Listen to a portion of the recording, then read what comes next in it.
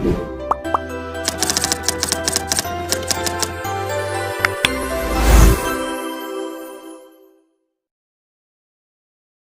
pajak tidak bisa langsung dihapuskan gitu saja. Bisa tetap muncul dari pemilu ke pemilu karena juga sistem politik kita biayanya tinggi. Aturan yang mudah disiasati atau mudah dipermainkan, penegakan hukumnya bisa bilang belum konsisten dan masyarakat belum betul-betul menolak. Apalagi dengan modus-modus baru yang mungkin belum terjamah oleh pidana. Jadi efek jera itu masih bisa dibilang sangat besar seperti itu. Izin menambahkan juga saudaraku, sedari tadi dari tim kontra itu hanya menjadikan pelanggaran itu sebagai bukti bahwa sistem ini itu telah gagal. Padahal di sisi sebaliknya bisa ditekankan bahwa keberadaan kasus yang diproses menunjukkan bahwa hukum itu hidup dan bekerja.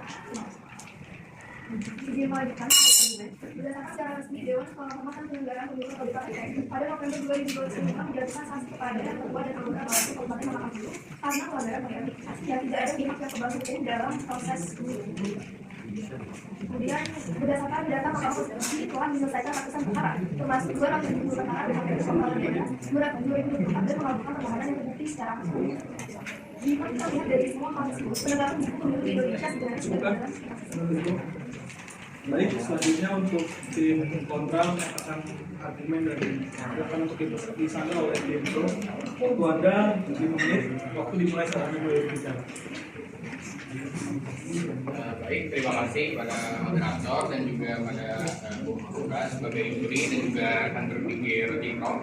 Saya akan menanggapi salah satu pernyataan daripada tim pro yang mengatakan bahwa penegakan hukum itu sudah tepat, yang dimana adanya keberadaan daripada lembaga.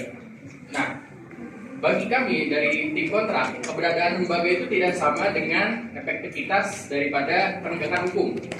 Tim pro benar bahwa di dalam suatu pemilu ada yang namanya gakumdu, tapi hasil kerjanya itu menunjukkan hasil yang tidak konsisten.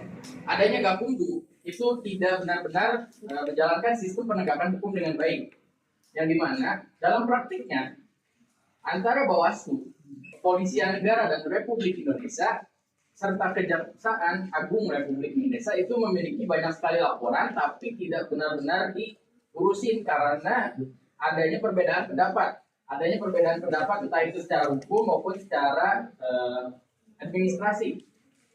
Selain itu, angka sebesar sekitar 123 menurut Bawaslu. Terima kasih tim kontra. Kita akan memasuki sesi terakhir, yaitu sesi closing statement. Kita akan mulai terlebih dahulu dari tim pro. Tim pro diberikan waktu selama 2 menit. Waktu Anda dimulai saat Anda boleh berbicara. Selamat siang, dengan juri pengawalan dan hadirin sekalian. Saya, Dewi Fadli, sebagai pembicara ketiga dari saya akan langsung menanggapi isi perdebatan dan membuat kesimpulan. Tim kontra mengatakan bahwa penegakan hukum pemilu belum tepat karena masih ada kekurangan. Namun, menurut kami, harapan tersebut kurang tepat karena dalam sistem hukum, tepat tidak berarti harus sempurna, melainkan apakah sistem itu sudah tersedia dan benar-benar dijalankan. Dan faktanya, di Indonesia sistem itu sudah ada dan berjalan. Kita memiliki lembaga yang jelas, seperti Bawaslu, Gakumdu, DKPP, hingga Mahkamah Konstitusi.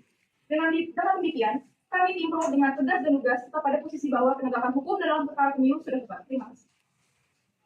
Baik, selanjutnya untuk tim kontra memberikan closing statement. Waktu dimulai saat Anda boleh berbicara. Selamat siang, Muhora sebagai dosen pelangsung, moderator, timbalan dan hadirin sekalian. Saya Rina Farhana sebagai pembicara ketiga dari tim kontra. Saya akan menyimpulkan inti dari perdebatan kali ini. Sebagai penutup, saya ingin mengajak kita semua melihat gambar besarnya bahwa tim pro membuktikan bahwa lembaga pemilu itu ada. Kami tidak membantah hal tersebut, tetapi maksudnya bukan apakah lembaga pemilu itu ada, melainkan apakah penegakan hukum ini sudah tepat atau belum. Itu dua hal yang berbeda. Data yang sudah disampaikan menunjukkan 3 hal yang penting.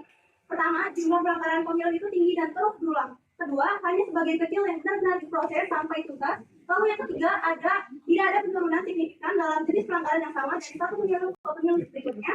Artinya, secara nyata di lapangan, sistem penegakan hukum yang ada ini belum mampu menyelesaikan masalahnya dengan optimal.